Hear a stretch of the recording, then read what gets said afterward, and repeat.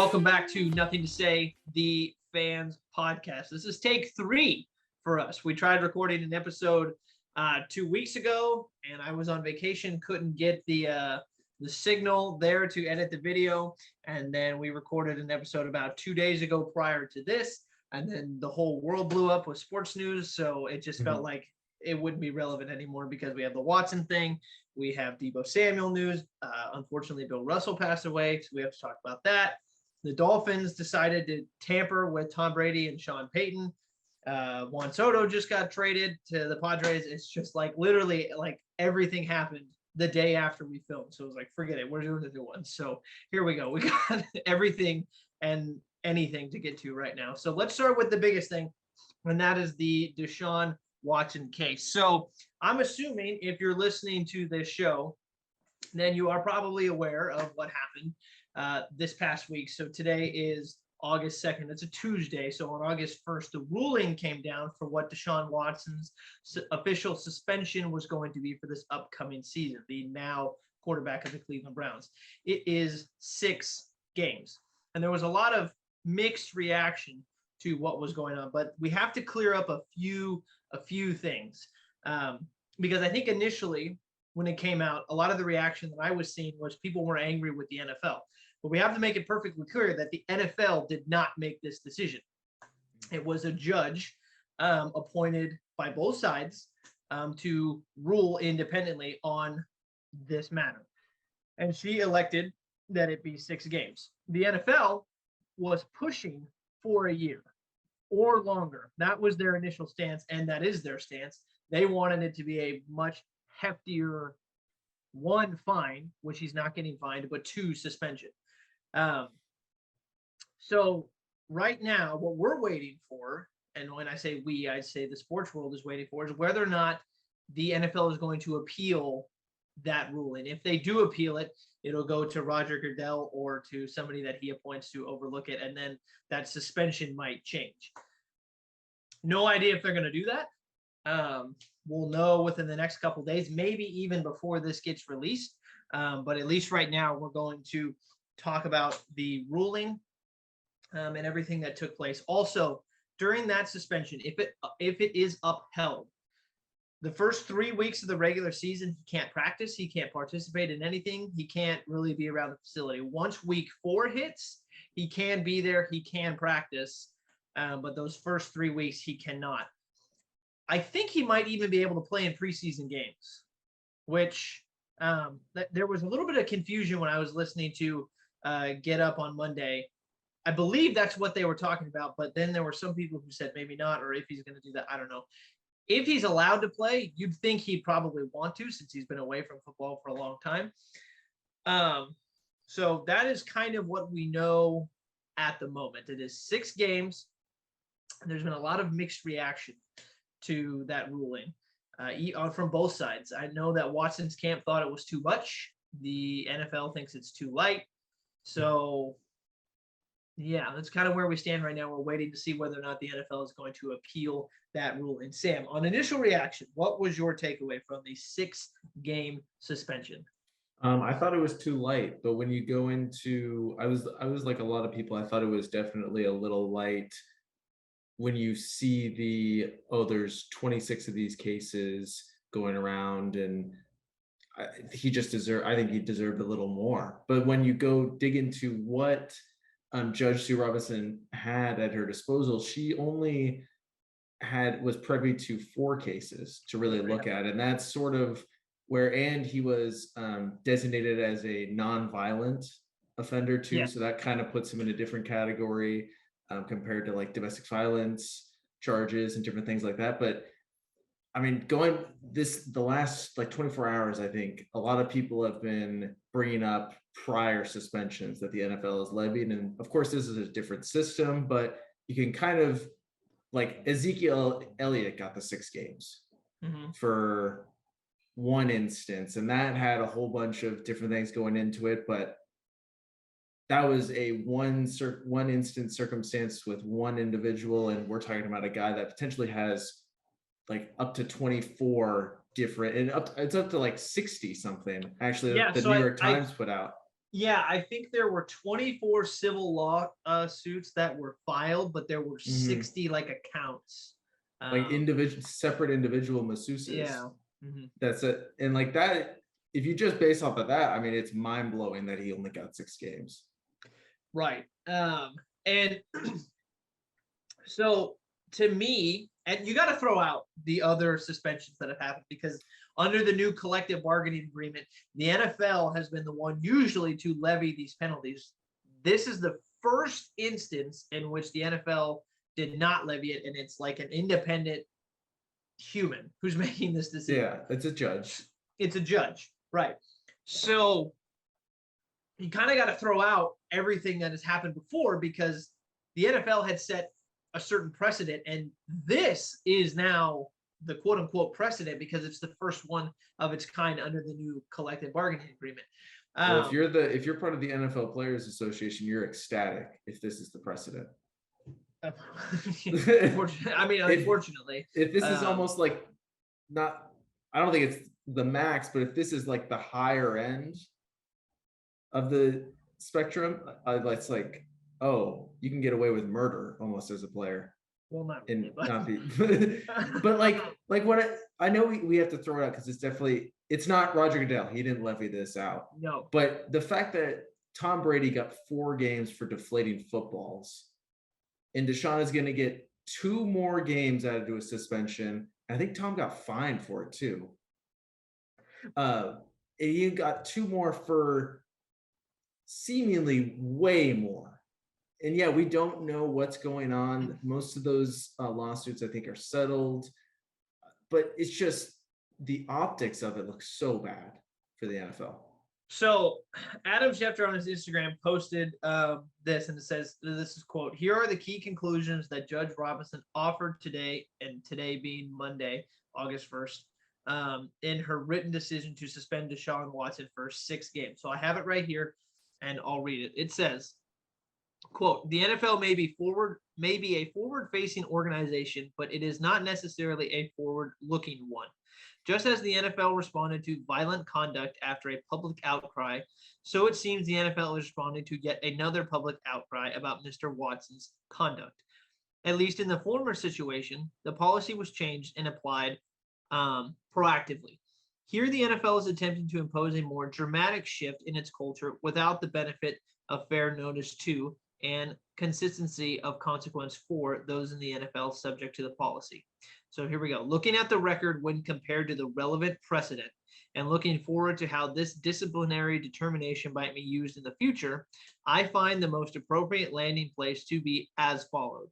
Mr. Watson is hereby suspended 6 regular season games without pay. Although this is the most significant punishment ever imposed on an NFL player for allegations of non-violent sexual conduct, Mr. Watson's pattern of conduct is more egregious than any before reviewed by the NFL. And then recognizing that the only discipline mentioned in the CBA is a fine or suspension, I nevertheless believe it appropriate for Mr. Watson to limit his massage therapy to club-directed sessions and club-approved massage therapists for the duration of his career, and so impose this mandate as a condition to his reinstatement. Mr. Watson is to have no adverse involvement with law enforcement and must not commit any additional violations of the policy." So that was a big word vomit, but those were her findings. So based off of that wording, she was using prior cases of non-violent offenses. I think she was acknowledging it, yeah, the max based off of that. But then I don't get that because Calvin Ridley was suspended a year just earlier this offseason for gambling. But again, that has nothing to do with non-violent sexual offender. Right, but it has nothing to do with sexual conduct. Like that's a huge outcry right now that Ridley's getting a year. Right. So here's the thing. Again, and I understand the optics of the situation. I get that it looks really bad for Calvin Ridley to get suspended a year for gambling and Watson to only get 6 games for, truthfully, whatever actually ended up happening.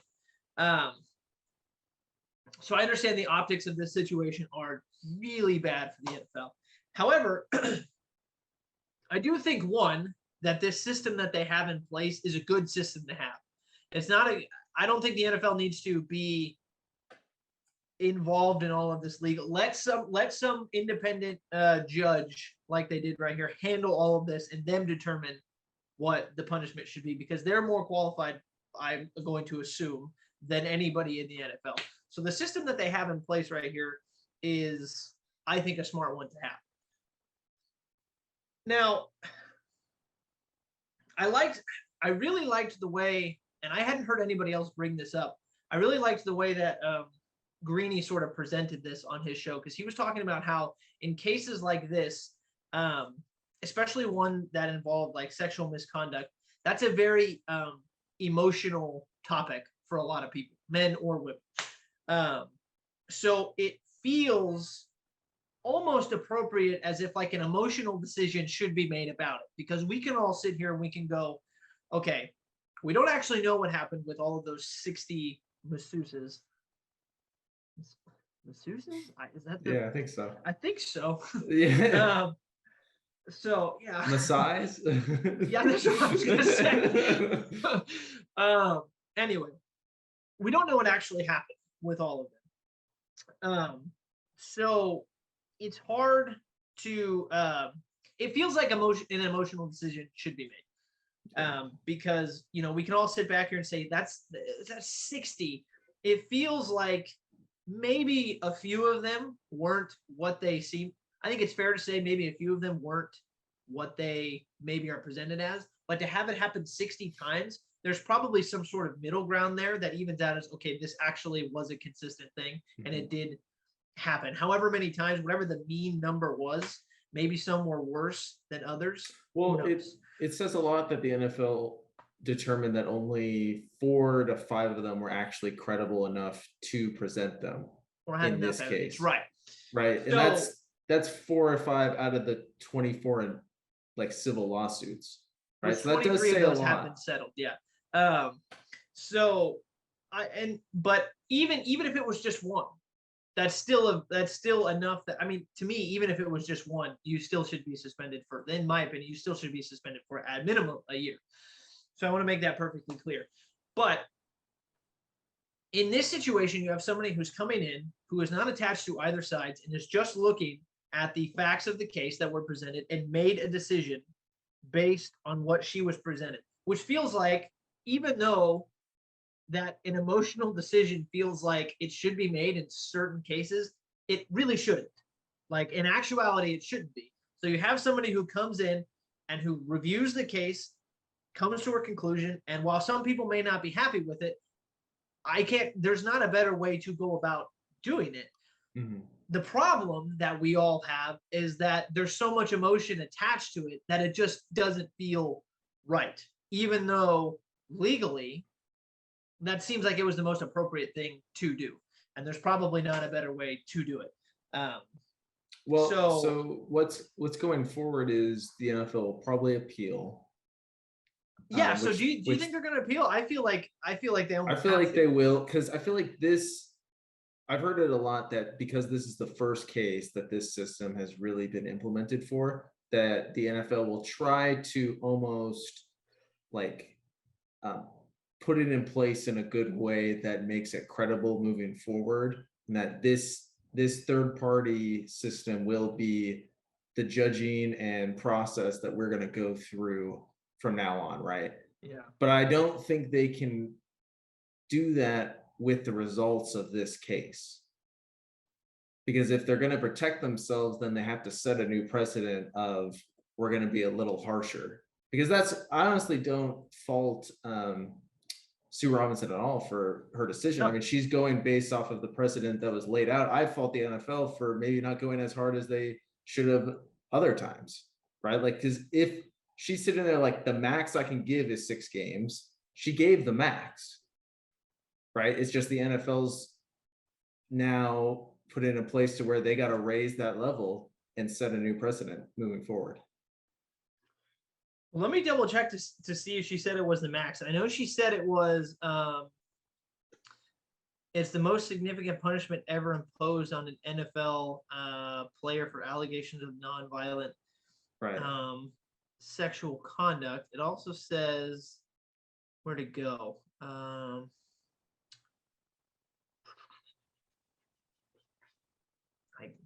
There's so much legal jargon in there, I can't find it. But yeah, it's like I do think they're going to appeal, but I also think it's going to come from a place of necessity, because I feel like you're right. If they don't,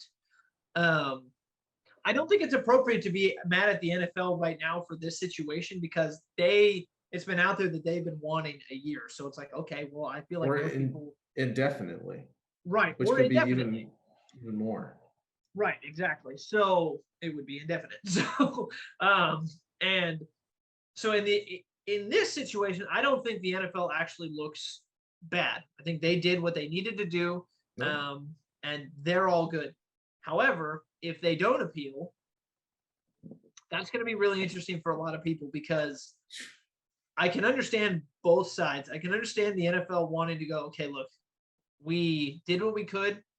We had this independent judge come in. She ruled 6 games. She's the most qualified to do this. We're going to roll with it and just hope that, stuff like this doesn't happen in the future and we can win some of these cases. I can understand that because you put it to rest.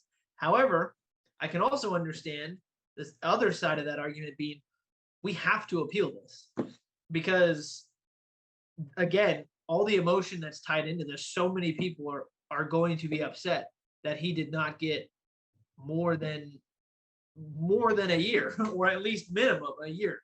Mm-hmm. And everything that I had been hearing on Monday was there was a huge conversation around the female fan base of the NFL and how they would react, how that's an ever-growing market for the NFL. Right.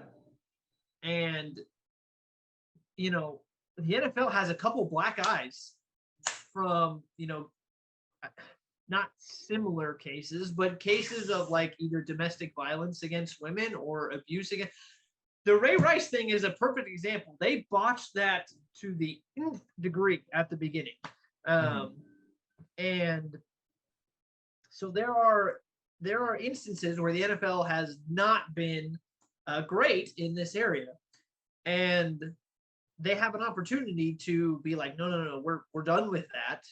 We're going to appeal. But I can also understand, like, that's just going to drag it out and keep it in the media forever and ever and ever. And it's going to go down this whole other rabbit hole, and it's just never going to go away. So I get both sides. The question that I hadn't heard asked or answered was, so if they appeal, right, does that 6 games stand? And does he still get to play during the season? Because I'm assuming that a verdict, I'm assuming that the verdict isn't going to be reached in 7 weeks.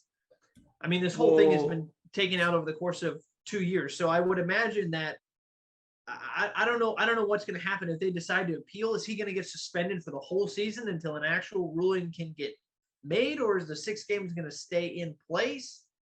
I think so. I think the appeal would then go to the NFL like executives and end up on Roger Goodell, or if he appoints someone to handle it. So then I feel like that verdict wouldn't take very long.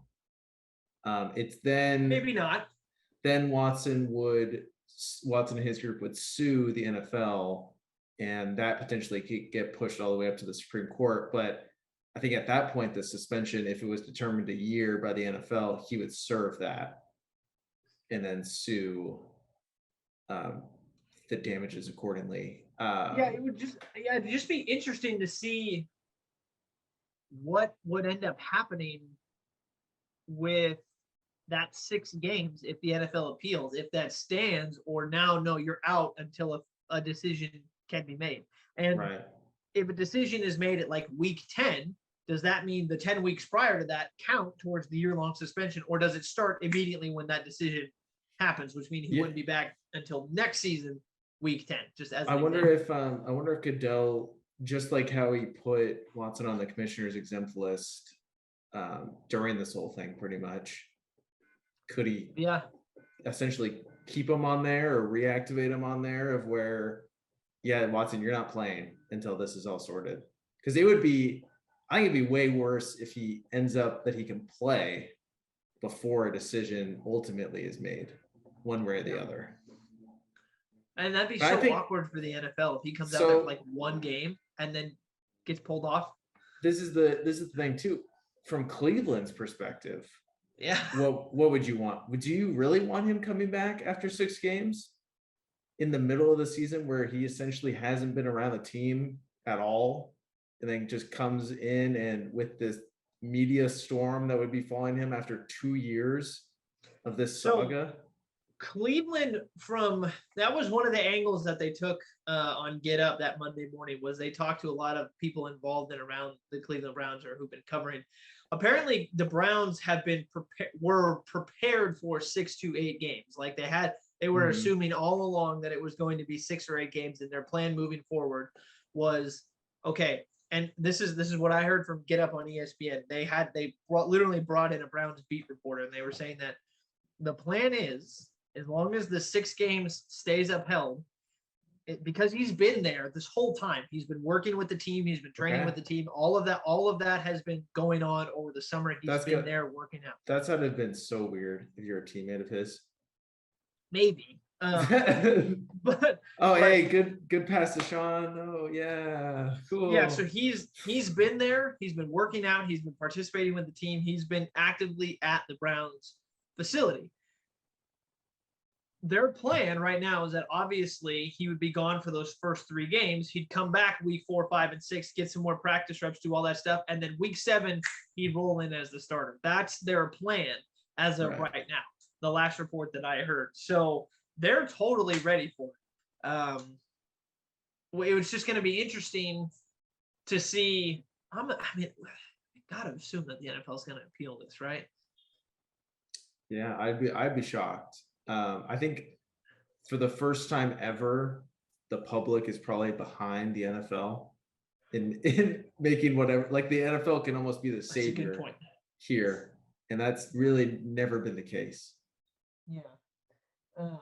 But if you're a fan, like if say Derek was going through this whole thing, yeah.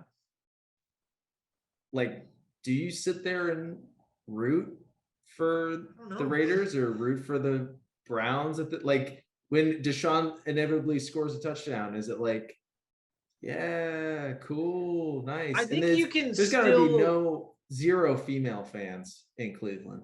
I think you can still root for the Browns, but not Deshaun. I think there's still a way of doing that. He's such an integral part of that team as a quarterback. He's definitely the driving force for that offense. And he can, if we're assuming he comes back to what he was, he's a top 5 quarterback talent. Oh, easy. So he would have a huge impact on the games. I feel like you can root for the team without rooting for the players per se. I don't know. It's a weird.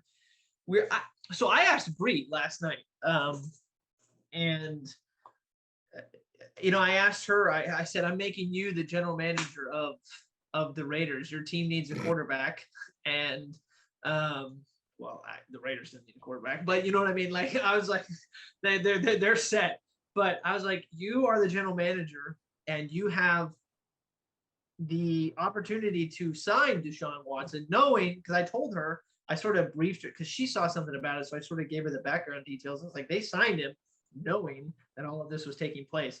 Is it even worth the risk to try to sign him to the biggest deal in NFL history still? Yeah. And she was like, hell no. And I was like, I 100% agree with you. I wouldn't have even touched it for all of this. Like, I understand that. You know why? This is the simplest way that I can put it is for 2 reasons. One, obviously, like I said, like I have like zero tolerance for any sort of abuse against women. I think that goes without saying, but just from a common sense standpoint, it is so easy to not get accused of sexual harassment or sexual assault. It is easy to not. We don't know what it's like having that kind of money and that kind of publicity. I mean, there have been instances where guys have been falsely come after. I get it. I get it. But it's 60 people. I So know. that's what I'm saying. Like, and that's what I mentioned before. Like, we don't actually know what the severity or what actually happened in that. So maybe the 4 that were presented were the 4 actual cases where something legit really happened. Who actually knows? I don't want to take anything away from the 60 women who have come forward, because obviously if they were negatively affected by that situation, then of course something did happen. But I'm just using a generalizing term. At the So end, I know that false accusations happen, but I think at the end of the day, we can conclude that Deshaun might be kind of a scumbag. yeah, Like his yeah, character definitely is impacted took a hit. based Yeah, on for sure. like even if he didn't break the law in any way, it's still something happened in like 2 calendar years worth of massages. How many massages does that guy get? Well, he's gonna be getting some team. That was the funniest part of that. Like she was like, I only allow him to get like team issued massages. Like, okay. For men. I could just imagine Deshaun in a trench coat, sunglasses, and a hat walking into a massage parlor. Hey, can I need to talk to Sherry. She'll hook me up through the back door. You're just getting this like black. And then somebody's like, nah, that's Deshaun. You can't let him in. No, that's Mr. Watson. We can't let him in. Can't let him in. Can't let him in. But yeah, so again, I don't want to take anything away from the all the women that were affected by this, because obviously if they were clearly they were negatively affected by this. So, I hope that they can find some sort of resolution and all of this, and that our condolences go out to all of them. What I'm merely saying is that, like, on a basic level, it feels like such an easy thing to avoid if you're an individual, to not even toe the line of maybe sexually harassing somebody. It's a very easy line not to walk on. So how much weight each accusation carried, for me, if I was an owner, it wouldn't matter, because even if you're kind of walking that line, I don't want you on my team, and I wouldn't have taken a risk on you at all. So I wonder what the public perception is going to be of the Browns if this 6 games stays and he's out there in a Browns uniform. I wonder if people will look negatively at the Browns, down the road, because I think all the attention's focused on Watson right now. But I wonder if there's going to be a moment where people were like, well, wait a minute, like they still gave him this gigantic contract, knowing that all of this took place. So I think it always falls with the individual. I mean, I think of when Ben Roethlisberger had that whole thing. I feel like the Steelers weren't negatively impacted. I think it was just a Roethlisberger thing. I think all the times when Greg Hardy was signed by the Cowboys, I think people said like that was a dumb deal, but now it's not even glanced at anymore that they gave him that opportunity. Or, I mean, heck, the countless Raiders players that have been arrested under their watch. I mean, we don't even mention that, but okay. They do have a stigma, though. I think the Raiders do have a little bit of a stigma. No. They also, if you're gonna bash on my team, I gotta say they've also been over the years one of the most inclusive organizations in the NFL by far. Their new team vice president, I think, is like the first female vice president in NFL history, and she's also African American too. That happened within the last couple weeks, I think. What? I think so. I was just joking about the Raiders, but I think back of when the Niners had Reuben Foster on their roster and Aldon Smith, and they were both going through. I mean, Aldon was going through a bunch of stuff through the getting arrested at the airport and different things. Reuben Foster had domestic violence and different things, and I don't think anyone bats an eye at the Niners for that. Like, I don't think there's any ill will. I really don't think like the franchises are almost invincible, except if you're the Dolphins. They're probably going to get bashed. Except if you're the Dolphins, yeah. And I need to correct myself because I just found the post, and she's actually the president for the team. Okay. Sandra Douglas Morgan, and this was on July 7th, is the post from the NFL is breaking barriers as the first Black woman president in NFL history. Well, so they got Gruden out, and then she got promoted to president. Correlation? Yeah. Well, I don't want you to. That's totally demeaning the hire. No. It's just a joke. No, I get it. I just hope the audience knows that was a joke. All right. Well, it's going to be interesting to see what ends up happening over the next 2-3 days. I mean, we'll know soon. I mean, I believe we're going to try to release this episode. We're filming on the 2nd. We're gonna try to get it out on the 3rd or the 4th. So by then, we may have a ruling, and then we may have to film an episode on the fly for a reaction. We'll see. Nothing new. We'll find out.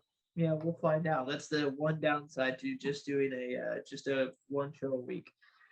All right. So not really an easy way to transition from that, but we're gonna do it anyway because we rock. Let's pit stop in San Francisco because I want to give you your due with your boy. Deebo Samuel finally signed with the 49ers. And there were some interesting notes in his contract. Deebo Samuel obviously has made a name for himself, not only as a great wide receiver, but as a running back as well. And there are a couple things in his contract that are worth noting. So I have it here from Adam Schefter. It says he has incentives in his new contract that could pay him an additional $1.95 million over the life of the contract for rushing yards and rushing TDs per sources. Samuel will receive $650,000 per year for each year. He has 380 or more rushing yards, so smash the over on that. Samuel will also earn $150,000 if he scores 3 rushing touchdowns in any of the years of the contract, so smash the over on that. He maxes out as $650,000 per year and $1.95 million over the life of his new contract. Smash the over on all of those. And I believe it was a 3-year deal, correct? Mm-hmm. Yep. What was it for? I think it was for 73 million. Yeah, so he just over what DK got for 3 years, man. So there you go. And I think that totally makes sense. Everything about it was a no-brainer. Like, he deserved to be one of the highest paid wide receivers. He deserved to have those incentives in his contract for rushing. I think the biggest holdup was really ensuring that his usage as a running back would be limited. And Kyle talked about that just this morning before practice, and he was saying that Deebo's role was just out of necessity because they had so many injuries in their running back room. But now that everyone's healthy, it's looking like Kyle's saying that Deebo shouldn't have to be lining up as a running back. Mm-hmm. It's sort of what I got from it. He sort of left the door open as, hey, who knows if injuries happen? Like, we know he's really good, and if the team needs it, we'll put him there. But I think there's no way that Deebo would have signed if he didn't have some sort of reassurance that he's going to be limited in his rushing attempts. Well, he's the best running back on the team. I mean, yeah, he definitely proved his big game ability even as a running back, just running inside. I mean, I don't think we give him enough credit of how good of a year he had just carrying the Niners offense. He was Shohei Ohtani in the sense that he was extremely good at 2 different positions. Yeah, and then the Rams couldn't stop him. I mean, it was just big play after big play, and it didn't have to be a big time catch and throw. I mean, it was just hand the ball off to him, and he would make something happen. Yep. The Niners are in a great spot. I'm not gonna lie. Jimmy is still on the team, but he's away from the team, still seeking trades. Trey is putting up big time highlight plays. Ayuk looks fantastic so far. Man, this team could be something special if Lance turns out to be somewhat good. That's gonna be the thing, right? They're gonna they're gonna go where he goes. Mhm. And I mean, Jimmy G's still on the team. Yeah, I mean, I wish that a part of me was like, man, if Watson got suspended a full year, maybe the Browns pull the trigger and try to work out a deal for Jimmy G. Because Jacoby Brissett's good, but you're not really going anywhere with that roster with Jacoby Brissett. Mm, yeah. Um, where is? Sorry, I'm looking up the deal. I'm looking at our something else. Um, yeah. I mean, they could be. They should be a shoe-in wild card team at minimum, right? I mean, Yeah, with tough. the NFC, I know that Mhm. the NFC is certainly not what the AFC is. But there's not an easy out every single week. No, but I feel like in that division, or I should say that conference, um, they've got a prime opportunity, even if Lance is just kind of average, at least in his first year. I mean, I'll just go down the teams right now. Who are you really? What are teams that could be somewhat comparable to the 49ers? Maybe the Saints. Questions at quarterback, but a really good team. No, they're way better than the Saints, especially if Alvin Kamara is out because of his whole legal stuff. But I think if you're the 49ers, I don't know if you're scared of the Saints.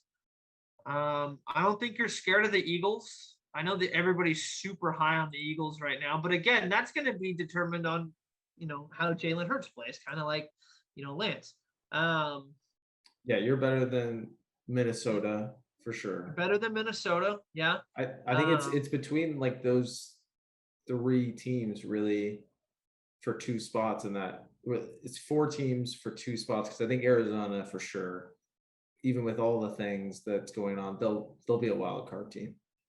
Right, and I don't think you're scared of Dallas either. No, I think Dallas definitely got worse. So yeah, so I feel like they should be at least a shoe-in wild card team for sure. And depending on where Lance goes. Depending on where Lance goes. Because if you think about it, last year, Jimmy didn't do anything crazy special. He just didn't lose you games. I think Lance has the ability, from what we saw last year, he could definitely lose the Niners some games if he plays like he did last year. But if he is with a whole year under his belt, whole off season, he's going to be working through training camp. He's got to be at least somewhat better.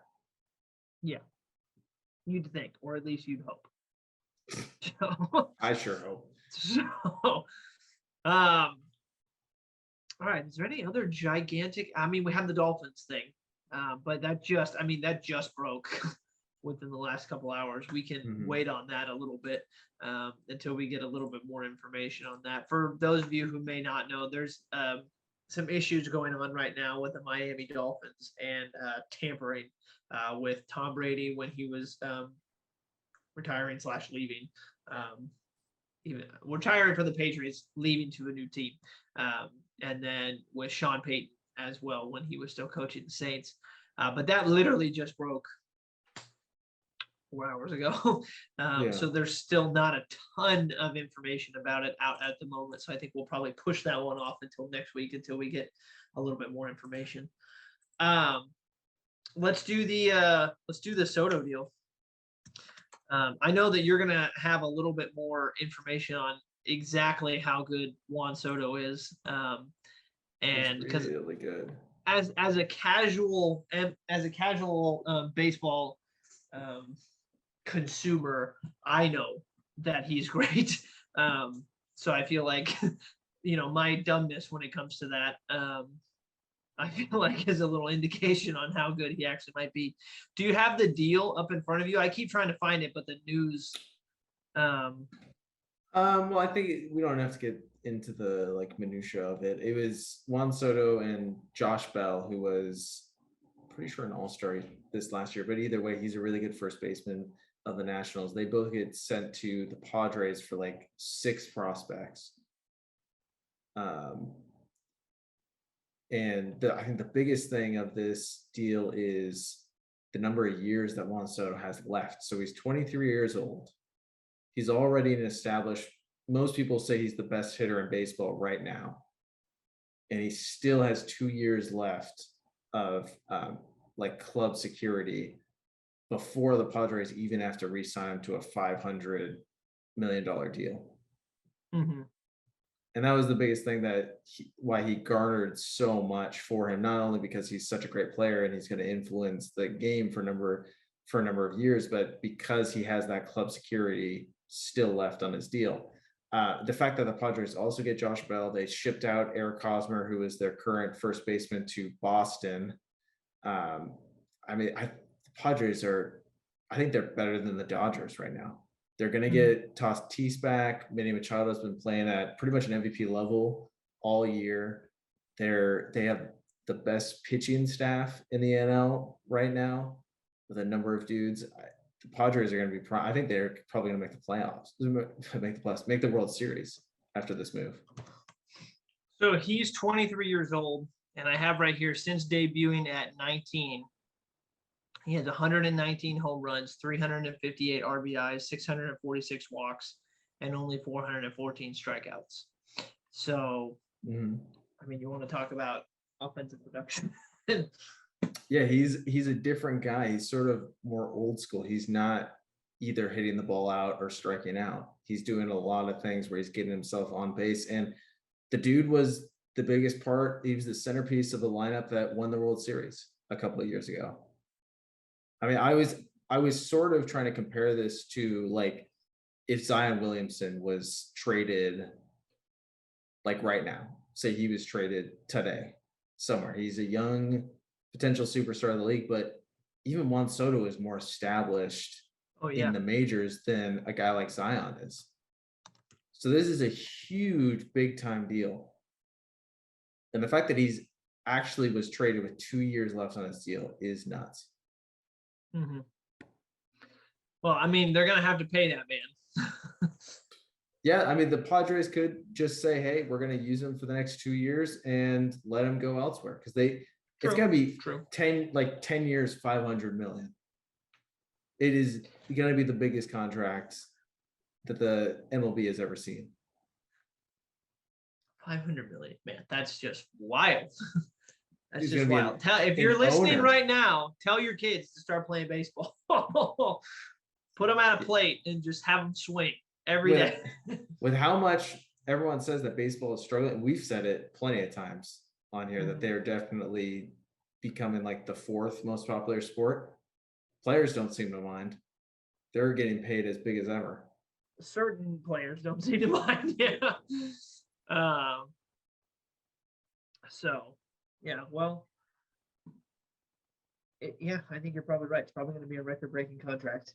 If there's anybody who would deserve it, I feel like he just, even as a casual fan, I feel like he's certainly in that category of deserving it. I know there was talks recently about Shohei Ohtani getting moved, but that didn't end up happening. On the Rich Eisen show, Buster Olney was on. He's probably the most famous MLB insider, where he's been working for ESPN for a long time, I feel like.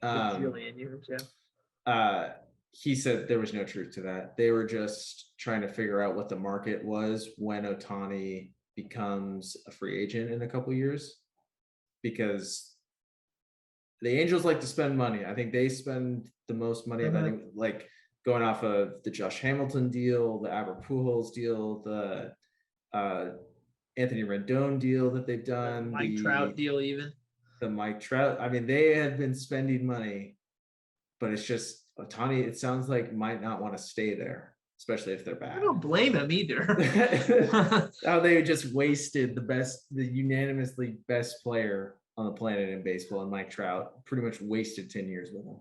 And now they have the other best player maybe right now. Yeah. What other sport could you get away with that and not be a like contending team?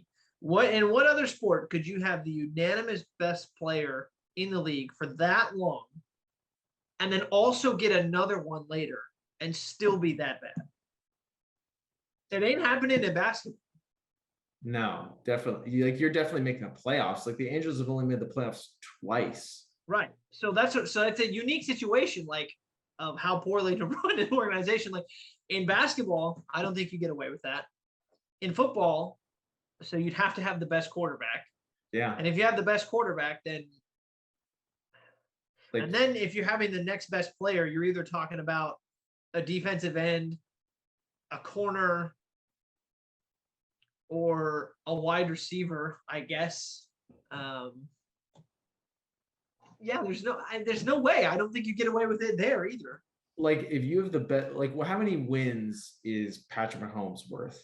If you were to put him on Jacksonville right now, are they automatically like a 7-8 win team?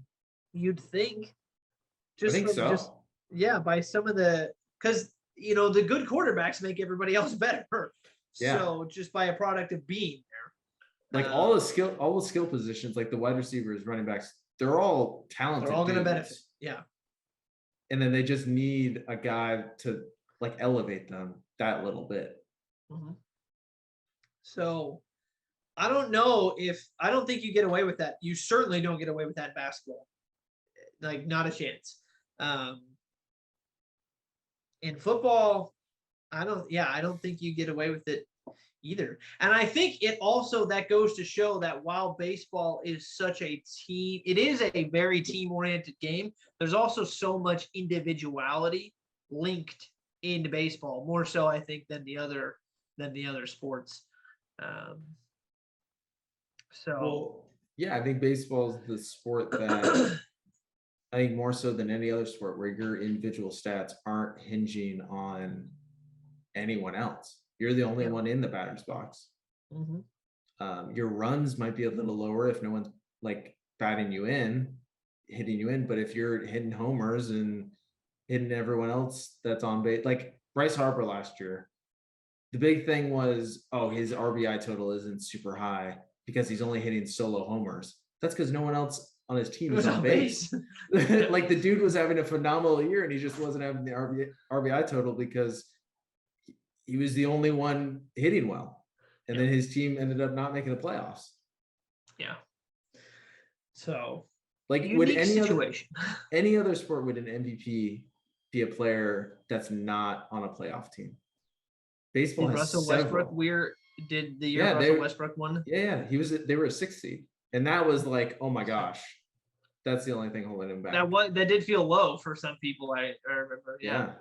But he was the only player on that team, really. And it was him, Steven Adams, and Victor Oladipo before Victor was like a perennial all-star. So it's Jokic back-to-back years, Giannis back-to-back years, Harden when he was in Houston, they would have been in the playoffs. Westbrook, he said they were a 6th seed. Steph back-to-back, yeah. Kevin Durant was in 2013, so obviously LeBron, D Rose, LeBron, yeah. So, well, I also feel like in baseball, in that situation, that awards, the team shouldn't be necessarily considered in that, Yeah, and they're not. I mean, Shohei Ohtani won last year, and they didn't make the playoffs, so it's really not like a huge factor. Right. Well, it's a unique situation to be that bad with that good players. Two really good players. Yeah. All right. Let's wrap up the show. Sorry on a little bit of a somber note, but we have to put this in here because it was a very sad situation for the NBA and people around the NBA. On July 31st, the NBA did lose one of the absolute titans in their history, and that is Bill Russell. He died at age 88 years old. That is for those of you that maybe not be familiar with Bill Russell, that is the 11-time NBA champion. Yeah, if Bill you're Russell. if you're a basketball fan, you know who Bill Russell is. Oh, absolutely, absolutely. If you've watched the finals in the last 20 years, you know who Bill Russell is. Yeah. He finished his career averaging 15 points a game and 22 rebounds a game. He's got every accolade you could ever imagine, was arguably the greatest winner in NBA history. I don't know if nobody's ever going to get 11 championships again. I would almost bet anything on that. I don't know if Tom plays 4 more years, who knows? Yeah. Well, certainly not in the NBA. So yeah, it was a sad day for the NBA community, and rest in peace to Bill Russell, and we hope his family is doing all right in this situation. So yeah, it was just a sad day for the NBA. Passed away at 88 years old. Had, like I said, every single accolade you could ever want if you played in the NBA, and he was just a force. He was also really fun off the court too. I mean, they showed a video of him, I think, at the ESPYs when they had all of it was like Shaq, Hakeem, and Dikembe. It was like 4 or 5 of them, and Russell had just won an award, and he points to all 5 of them and goes, "I would kick your ass, all 5 of them." And he's just this. Everybody, yeah, he was great. He was absolutely great. So rest in peace to an NBA literal legend. Yeah, in I think every sense of the word.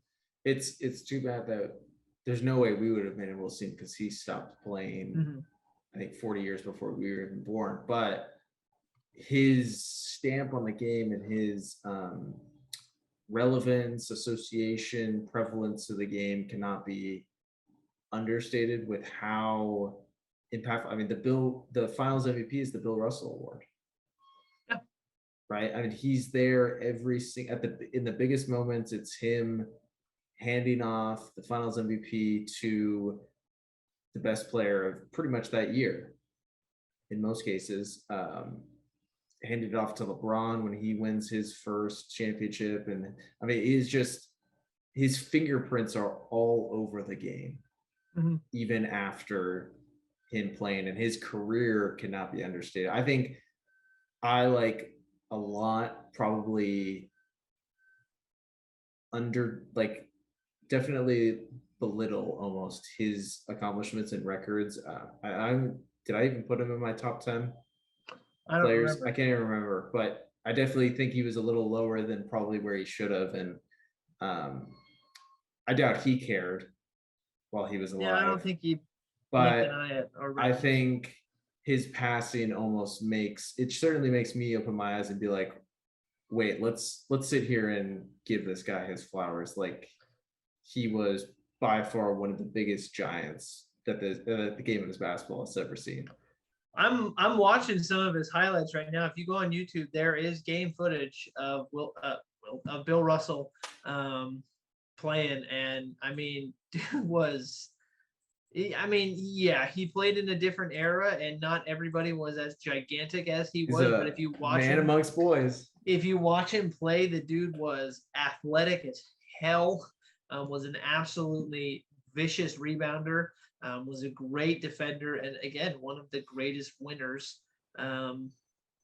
Let's be fair. It's not like everybody that was playing in the NBA was maybe what they are now, but it's not like they were scrubs either. And so to win 11 championships, I mean, that's really hard to do. Yeah, he had as much like resources and ability as everyone else at that time, and he was just beating the best that was there. Yeah, you have to look at, when you're comparing players, you have to be relative to what they were dealing with, because you can't say, well, who knows? You can't pull people from that era and say, well, they wouldn't do this well in the current. It's like, well, you don't really know. So you have to compare them to who they were playing against. And yeah, he was by far the best player at that time, without a doubt. So rest in peace to Bill Russell. Great last name, by the way. and spelled appropriately with 2 L's. I'll make sure I spell it correctly in the show notes. It's sad because this is like, how many more in the upcoming years are we gonna lose from like an NBA family? You know, like I think Bill Russell was like the granddad of NBA players. You know, I'm sure most players saw him as that if they met him and got a chance to meet him. I wish we got a chance to meet him, but it's like that would have been awesome. Now it just makes you sit here and like, oh, Kareem's getting up there, and then at what point is like Shaq, Charles, Hakeem, like that group gonna be up in that age? And it's like, oh man, it's gonna be one of those things where Russell was maybe one of the last of that group, and then we'll probably have a little bit of a break before we maybe get to those other big icons. Well, yeah, Jerry West, I mean, he's getting up there, and yep. Because really, man's the logo. Outside of Wilt passing and Kobe unexpectedly passing, I feel like there's not like been a lot of loss coming. Because if you think like Bill Russell, Wilt, and Jerry were the original big time players, Dr. J even completely forgot about him. Yeah, Kareem is 75. So, and those, I mean, you're talking about more titans of the NBA. So again, rest in peace to Bill Russell. You are the greatest winner definitively in NBA history. So don't even say NBA, in sports history. Yeah. Certainly in team sports history. For sure. All right. Well, that'll wrap it for us here on Nothing to Say, the Fans Podcast, episode like 140 or 141 or whichever try this was. It doesn't even matter at this point. It was too many tries. We'll just mesh all of them together. Yeah. 1 3-hour conglomerate episode. Yeah. So, all right. We hope you have a great week. We will see you all next week with hopefully some more news to chat about. Bye. See you. See you.